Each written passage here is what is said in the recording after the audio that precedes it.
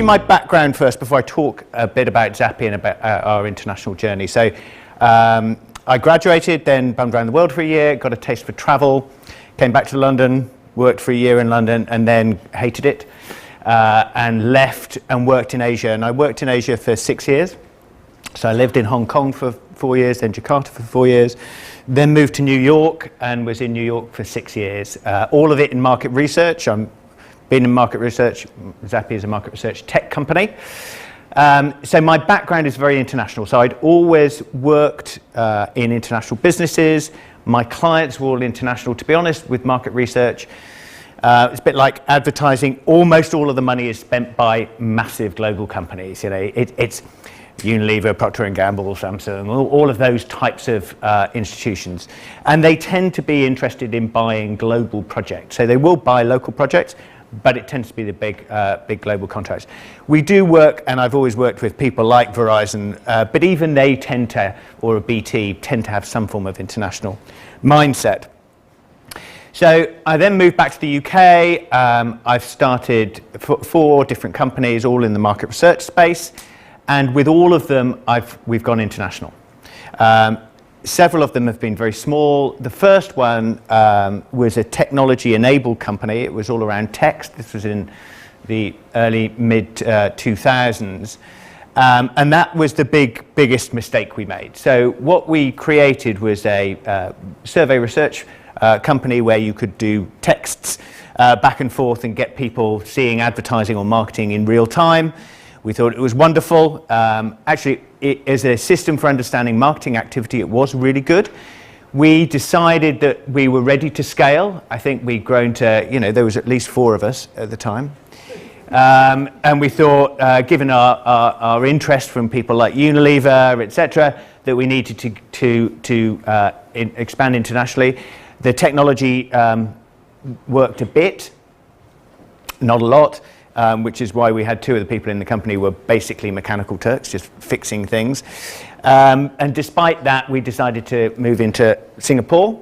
So we opened an office in Singapore, found some good partners there, hired 3 people on the back of some investment, and kept the office open for about 1.5 years, lost a bucket load of money and made no clients. Actually, we had 2 or 3 clients, but we lost money on all of those projects. So that was a disaster. And the lesson I think I learned from that is, whilst the desire to expand and go international is absolutely core to me, you need to make sure that you're at a point where you can scale. Can scale and can service. And actually, Asia is a tough market to manage from here, particularly when you're small. So, long story short, I opened Zappi about 5 years ago, worked on it for a couple of years. Zappi is an automation business. So we automate the process of doing surveys, particularly sort of expert-led surveys, so not a survey monkey, but a sort of full service market research, but fully end-to-end automated. By the way, I don't have a phone, so I'm not checking time. Can someone give me a nod when I start getting boring? And right from the beginning, I wanted to, I knew it was an international opportunity. Any company would want to do it. And I also knew that by far the biggest market was the US. Previous companies, we'd opened the US by sending a founder over. And I was a devotee of that, but didn't actually want to go back to the US. And I found a guy in the States, young guy, in his late 20s, and got him to start as a salesperson. I also, both my businesses before had been in New York. I really wanted to be in New York. I've got a load of friends in New York, and I lived in New York, and he was in Boston. Tried to persuade him to move, and he wouldn't. So we ended up in Boston. So that was how we got to pick the city that we're based in. And he started out as a junior person. He's now he's our chief revenue officer, so he runs all sales and marketing globally for us. So frankly, we've just been incredibly lucky with that person. I would normally probably go with a founder advice. America is just such a big market. We've now got offices in Germany, we've got people in France, we've got people in South Africa, we've got people in Singapore. But almost every time we make a decision now about where to expand next, mostly when I'm talking about expansion, I'm talking about putting a salesperson, a BDR, plus a customer service person, so sort of a 3-person office.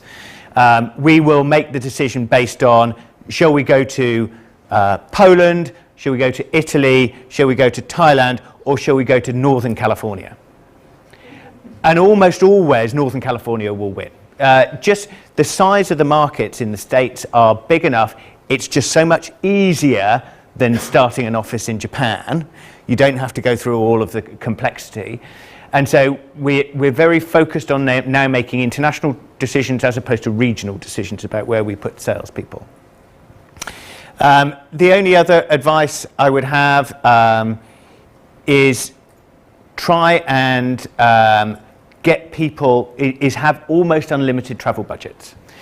So we, without going too much detail with bankers here, but we're relatively self-managed. So we, of course, we're checking expenses all the time, but we have a pretty open expense policy so that we say to anyone, if you need to join a team over here in order to get something done, then just get on a plane and go and visit that team. And so we've got probably 3 or 4 people in this week from our Americas office. We've probably got 2 people in from our Cape Town office, and we do travel a lot internationally. And that's the only way to keep people together, to keep having a sense of it being one company. We also have sales and tech, so it can feel like 2 companies just because of that, and then you add countries to it. And so we get the sales and tech people sitting in the office together and working on problems together as well. So that's probably most of my advice. Any idea on time? Was that sort of about right? Okay, perfect.